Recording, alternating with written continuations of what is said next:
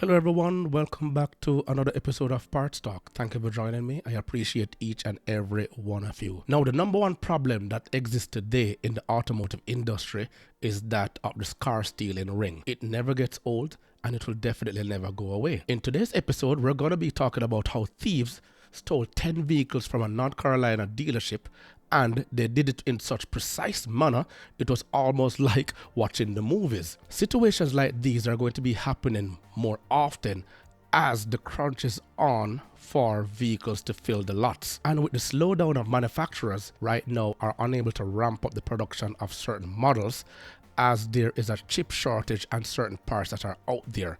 People are actually getting desperate and wanting the cars that they need, so some of them are actually turning to the black market to get specific vehicles. Let's get right into this video clip. This is the exact brick that one brazen thief used to bust through this door around 4:45 this morning before running down the hall and prying open a key box. So it happened so fast, so we're looking at a 15-minute window. First the smash and then the dash. If you look at all the camera angles, you know, them dropping them off in different parking lots and just they're running everywhere. It's almost like it was rehearsed. Around 4:15, a U-Haul pulls up near the Heister Chrysler Dodge Ram Jeep, and several people in hoodies run out. Just waiting for the guys to come out with the keys. The first truck they took is a TRX, and that's over a $90,000 car.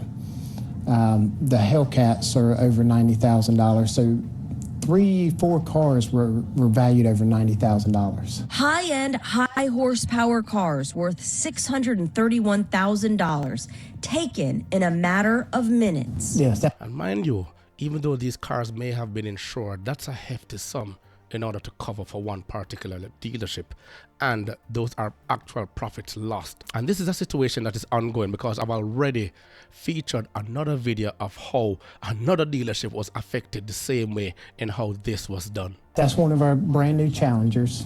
He's leaving, and that's a used Corvette. 8 different drivers raced the 10 cars off the lot. Today, empty spots and tire tracks where they once sat. It's almost like watching a movie. The dealership believes this is part of an elaborate car theft ring. We got some friends that's in Winston-Salem and Charlotte, and they had the same exact scenario. And as he mentioned there, this has happened to other dealerships in neighboring states, and it is ongoing, a never-ending saga. And believe it or not, a lot of these cars have someone waiting for them. They are actually disassembled for parts, or they're shipped to another country ready for another market. So we're now seeing the rise of auto theft going on, all due in part to the fact that cars are in short supply right now, as with the assembling, and a lot of manufacturers are turning to EVs while limiting the amount of ICE vehicles that are going to be manufacturers as the future turns. So now let's take a look at something closer to home.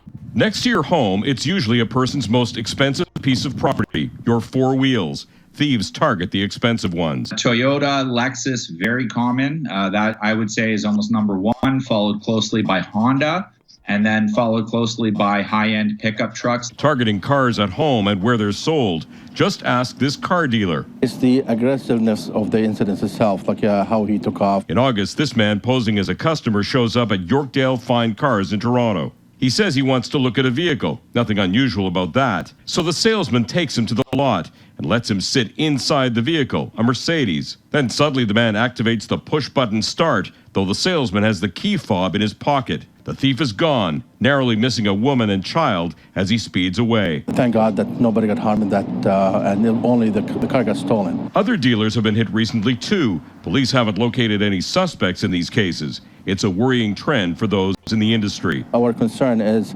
the safety and the safety of our staff and the safety of the people walking down on the walkway or crossing the road. A year ago, police in Toronto described auto theft as epidemic.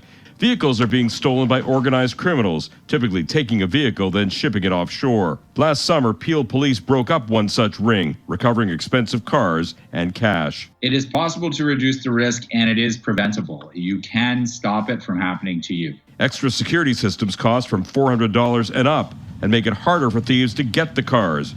But Jeff Bates says they do slow down the owner too by adding extra steps. Parking in the mall can make your car a target. So too, other parking places. So all they're doing is telling you about preventative measures. But basically, the ultimate sacrifice to this is not to own a car in order not to be carjacked, in order for your car not to be stolen. So that's the only solution we're looking at right here.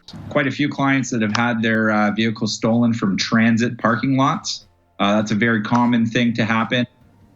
Jeff Bates told me a lot of drivers rely on insurance policies as their safety blanket. The reality, though, is if you put in a claim, you might not get the vehicle that you had before. If you're not prepared to spend any money on security, at least keep your doors locked, and try to keep your car indoors as much as possible. It doesn't matter where you turn, there's always someone out there want to take away your hard-earned blood, sweat, and tears that you've sacrificed so long for that of the safety of yourself and that of your family. It is the world that we live in right now. Sadly, it is something that has been hampering the automotive industry for years, and there is no quick fix for this particular solution as it is. So let me know your comments below. Let me know what you think about what is going on in the auto industry right now, where these steps are concerned, and what are some of the solutions that you think you may want to implement. Remember to grab a copy of my ebook, The Parts Manager Guide.